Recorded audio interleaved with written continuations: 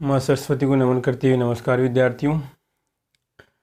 तो हमने पिछली कक्षा के अंदर जो आपका दूसरा लेसन था मृदा जीवांश से, उसके बारे में हम चर्चा कर रहे थे। तो कुछ हमने पढ़ लिया था, जैसे आपके कि जीवांश की परिभाषा क्या थी और आपकी जो मृदा है उस मृदा में कितना जीवांश पाया जाता है। तो लगभग कितना होता है आपका 0.1 से 5% पाया जाता है। ठीक है, ये ध्यान रखना आप, क्योंकि आप आगे जब इसी पे आधारित क्या है बार बार आपको याद करना पड़ेगा। ठीक है, जैसे मान लीजिए आपसे क्वेश्चन पूछा जाए कि देखो इधर यहाँ पे कि 50 ग्राम आपकी कोई भी मिट्टी है, ठीक है, उस मृदा है 50 ग्राम में, ये पूछेगा कि 50 ग्राम में तो इसका जीवांश निकालें, तो 5% निकालना है। तो 5% निकालो, कितना होगा 50 का आपको 5% निकालना है। तो यहाँ पर आएगा 5 से मल्टीप्लाई करो तो कितना आएगा आपका 25, और कितना आएगा आपका यहाँ पर कितना आएगा भाई 25, 250, और यहाँ पे जब 100 का भाग देंगे कितना आएगा आपका 2.5 आएगा। क्योंकि यहाँ पर अगर 200 ग्राम अगर हमारी जैसे मान लीजिए मृदा है, क्या है 200 ग्राम अगर मृदा है, अगर उसका हम परसेंट निकालें कितना 5% निकाला जाएगा। ठीक है, तो 5% तो आंसर कितना आएगा, तो यहाँ पर 10 कितना आएगा आपका 10 ग्राम आपका जीवांश पाया जाएगा। तो आपको ध्यान रखना है कि अगर आपकी कोई मृदा कितनी है तो उसमें 5% जीवांश पाया जाता है। उसके बाद में हमने पढ़े थे कि जैसे आपका कि कहाँ कहाँ से में प्राप्त होता है। तो हमने देखा था देश के नौजवानों कि जैसे आपकी स्नई है, ढींचा है, और जैसे आपका पेड़ पौधे की टहनियाँ हैं, और जैसे हरी खाद आ गई इसमें, ठीक है, और आपके जीव जंतु, इनसे हमें आपका जीवांश प्राप्त होता है। और जीवांश में जो अधिकतम मात्रा पाई जाती है आपका CHO की पाई जाती है, कार्बन हाइड्रोजन नाइट्रोजन की इसमें अधिकतम क्या होती है मात्रा पाई जाती है, CHO की बात। ठीक है, उसके बाद में हमने क्लासिफिकेशन यानी वर्गीकरण पढ़ा था। ठीक है, संगठनात्मक यहाँ पर किस प्रकार इसका वर्गीकरण किया गया था संगठन में। तो यहाँ पर जैसे आपके कार्बनिक था, उसके बाद में N2 युक्त, तो N2 रहित, इसके बाद में फिर आपका जल में मिले, इस प्रकार कुछ हमने इसका वर्गीकरण पढ़ा था। ठीक है, उसके बाद में देश के नौजवानों हमने क्या पढ़ा, यहाँ पर आगे जो आया था इसमें आपका कि कितना परसेंट जैसे पाया जाता है, प्रोटीन कितनी होती है, कार्बोहाइड्रेट कितनी पाई जाती है, वसा अम्ल कितना पाया जाता है, हेमिसेलुलर कितना पाया, सेलुलर कितना पाया जाता है, इसके बारे में पढ़ा था। अब अगला बिंदु आता है, यहाँ पर अगले बिंदु की बात करें तो अगला बिंदु बनता है आपका कि जो आपका इस जीवांश है, इस जीवांश का अपघटन किस प्रकार होगा, विच्छेदन किस प्रकार होगा, इसके बारे में पढ़ रहा है। ठीक है, देखो यार भाई हंसी आ रही है, ठीक है, पता नहीं क्यों हंसी आ रही है मेरे को। देखो जरा क्या पढ़ना आपको, जीवांश की, क्या पढ़ना आपको, जीवांश की बात करेंगे यहाँ पे।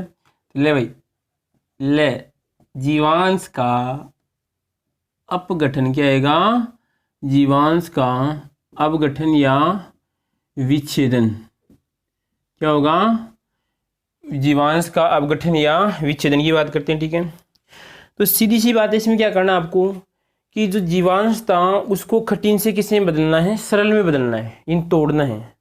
और ये तोड़ने की प्रक्रिया किस प्रकार होगी, क्योंकि जैसे पेड़ पौधे थे, पेड़ पौधे से हमें क्या हो गया, जीवांश प्राप्त हो गया। इन उनके मध्य जो पेड़ पौधों के मध्य जो आपका जीवांश था, जीवांश के मध्य अन्य कणों के मध्य बंध था, वो बंध तो टूट गया, परंतु अब जीवांश को तोड़ना है कि जीवांश का विच्छेदन किस प्रकार से होता है। ठीक है, जीवांश का विच्छेदन, पहली बात तो नौजवान याद रखना, क्या होता है आपका सरल, कैसे होता है आपका कठिन से, क्या होता है आपका कठिन, यहाँ पर आएगा आपका कठिन से सरल की ओर होता है। ले भाई, कठिन से सरल की ओर आपका जीवांश से टूटता है। देखो इधर यहाँ पर मान लीजिए यहाँ पर आपका कोई भी जीवांश है, अभी जीवांश टूटेगा, ठीक है, इस पर जब रासायनिक क्रिया होती है, भौतिक क्रिया होती है, कोई भी जीवाणु क्रिया होती है, टूट जाता है, छोटे छोटे पदार्थों में टूट जाएगा, और हमें इस प्रकार बहुत बारीक बारीक पदार्थों का निर्माण हमें प्राप्त होता है। अब यहाँ पर जो टूटने की प्रक्रिया है, जीवांश के जो टूटने की प्रक्रिया है वो या तो वायु की उपस्थिति में हो सकती है या वायु की अनुपस्थिति में हो सकती है, या यहाँ पर कुछ जीवाणु जैसे अवायु जीव तो इसमें आ जाएंगे। ठीक है, इसके अलावा जैसे आपका पानी के द्वारा भी हो सकती है। ठीक है, कभी कभार पानी संपर्क में आता है, नमी के संपर्क में, क्या होता है आपका जीवांश टूटने की प्रक्रिया संपन्न हो सकती है। आपको याद क्या रखना है कि यहाँ पे जीवांश टूटता है कठिन से सरल प्रक्रम में, आपका जीवांश से टूटता है। ठीक है, टूटने का प्रक्रम समझ में आ गया आपको। इस तरह इसमें क्या लिखोगे, इसमें कि जीवांश का जब अपघटन होता है तो यहाँ पर किसी नमी के संपर्क में जीवांश आता है, या जब वायु या बात करते हैं अवायु या किसी जीवाणु या बात करते हैं फंजाई, एक्टिनोमाइसीट्स है, बेसिनोमाइसीट्स है, इनके संपर्क में आता है, या किसी प्रकार कोई एंजाइम के संपर्क में आता है, तो यहाँ पे क्या होता है, कठिन जीवांश पे क्या होता है, सरल जीवांश का क्या होता है, निर्माण होता है। ठीक है।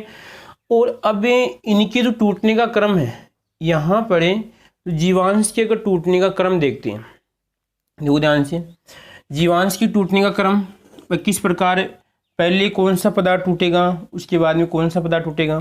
तो मैं आपसे छोटा सा क्वेश्चन पूछ लेते हैं कि जब मान लीजिए आप कभी कभार घर पे अनशन पे बैठ जाते हैं, कहने का मतलब ये है कि जब आप 2 या 3 दिन के लिए खाना नहीं खाते हैं, या जब कभी आप किसी दिन को व्रत रखते हैं, जैसे सावन के अंदर आप सोमवार को व्रत रखते होंगे, ठीक है, आपके यार क्या नौजवान की बात करें, बालिकाओं की बात करें, ठीक है, फिर बालक भी रख सकते हैं, कोई दिक्कत नहीं।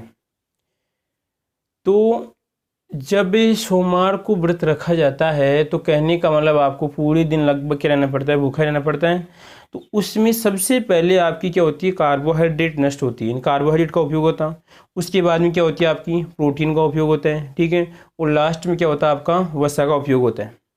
तो इसी प्रकार क्या होता है, आपका जो जीवांश पाया जाता है, उस जीवांश का भी क्या होगा, यहाँ पर अपघटन होगा या विच्छेदन होगा। ठीक है, देखो इधर सबसे पहले अगर हम बात करें तो यहाँ पर आएगी आपकी शर्करा, क्या आएगी आपकी शर्करा, व जो आपकी सरल प्रोटीन है, कौन सी प्रोटीन है, सरल प्रोटीन। हाँ जी, इस प्रोटीन के बारे में देखिए हम, देखो ध्यान से, आप बायोलॉजी कहने का मतलब बायो में पढ़ते होंगे या कभी आपने पढ़ा होगा, जो आपकी सेल मेम्ब्रेन पाई जाती है, यानी कहने का मतलब जो झिल्ली पाई जाती है, जो कोशिकाओं की चारों तरफ, ठीक है, उस झिल्ली में 2 प्रकार की प्रोटीन होती है, एक तो आंतरिक प्रोटीन पाई जाएगी और एक आपकी बाह्य प्रोटीन। जो यहाँ पर जैसे मान लीजिए आपकी ये उस बायो की थोड़ी बात करें यहाँ पर, तो एक प्रोटीन तो क्या होती है, अंदर की ओर पाई जाती है ऐसे, ठीक है, एक प्रोटीन तो क्या होती है आपकी अंदर की ओर पाई जाती है, और एक प्रोटीन पाई जाती है यहाँ पे बाहर की ओर पाई जाती है। तो ये वाली प्रोटीन का तो क्या हो जाएगा, आसानी से अपघटन हो जाता है, ठीक है। और जो ये वाली प्रोटीन है, इसका कुछ कहने का मतलब इसकी अपेक्षा बाद में होगा, ठीक है। तो यहाँ पर आएगी फिर कौन सी आपकी क्रूड प्रोटीन, कौन सी आएगी, क्रूड प्रोटीन टूटेगी, ठीक है। पहले क्या टूटा है देश के नौजवानों, पहले टूटता है आपकी शर्करा और आपकी सरल प्रोटीन टूटती है, उसके बाद में आपकी क्रूड प्रोटीन टूटती है, और क्रूड प्रोटीन के बाद में फिर कौन आता है देश के नौजवानों, यहाँ पर आपका हेमी, और आपका देखो हेमी का मतलब आधा 50% पाया जाता है इसमें, तो यहाँ पर होता है आपका हेमी सेलुलोज, ठीक है। और उसके बाद में यहाँ पर टूटेगा आपका हेमी सेलुलोज के बाद में हेमी सेलुलोज, यहाँ पर टूटेगा लास्ट में आपका सेलुलोज टूटता है, क्या टूटता है आपका सेलुलोज टूटता है, और फिर उसके बाद में यहाँ पर टूटेगा आपका लिग्निन, क्या टूटेगा आपका लिग्निन टूटता है, ठीक है। फिर देखिए सबसे पहले आपकी शर्करा और यहाँ पे सरल प्रोटीन टूटती है, उसके बाद में यहाँ पर आपकी क्रूड प्रोटीन टूटती है, और यहाँ पर आपका हेमी सेलुलोज है, फिर उसके बाद में आपका लिग्निन है, और आपका फिर सेलुलोज, उसके बाद में आपका लिग्निन टूटता है। तो ये क्रम भी आपको याद होना चाहिए। वही सिस्टम है, जब आपकी कभी भूख लगती है या कब आप 1 या 2 दिन का जब व्रत रखते हैं, अंतराल देते हैं अपनी स्टोमच आमाशय में, ठीक है, तो यहाँ पर क्या होगा, सबसे पहले आपकी शर्करा है, सरल प्रोटीन का क्या हो जाएगा, उपयोग हो जाएगा, उसके बाद में लास्ट में क्रूड प्रोटीन, फिर हेमी सेलुलोज, सेलुलोज आपका लिग्निन। ये तो हम जीवांश की बात करें, परंतु एक सिस्टम हमारे शरीर में कुछ इस प्रकार का ही होता है। बोलो कोई दिक्कत किसी को याद है, इसमें क्रम याद रखना है, क्या क्या याद रखना है। पहली बात तो जीवांश को तोड़ना है, तोड़ने का क्रम याद रखना है कि जैसे कोई भी पहले क्यों कठिन होगा, तोड़ने की अवस्था किसको होती है, अरे जब कोई टूट जाता है या कोई तोड़ने की अवस्था, तो कोई कठिन चीज़ टूटेगी पहले, ठीक है।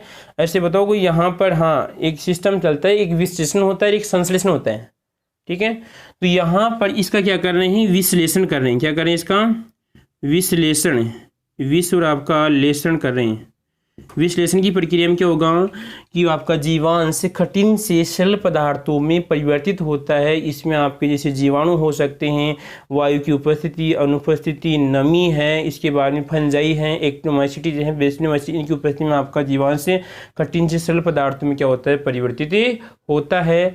और उसके बाद में क्या बनता है, या टूटने का प्रक्रम आपका पहले शर्करा सल प्रोटीन टूटती है, फिर क्रूड प्रोटीन टूटता है, फिर हेमीसेलुलोज टूटता है, और आपका सेलुलोज टूटता है, और आपका लिग्निन टूटता है। ठीक है, यहाँ तक कोई दिक्कत नहीं है। तो नौजवानों यहाँ पर हमारी जो क्लासें हैं कुछ बीच बीच में पता नहीं क्या कारण है लैप्स हो जाती हैं, विद्यार्थियों का पूरा सपोर्ट नहीं होता है, इसी कारण क्लासें लैप्स हो जाती हैं।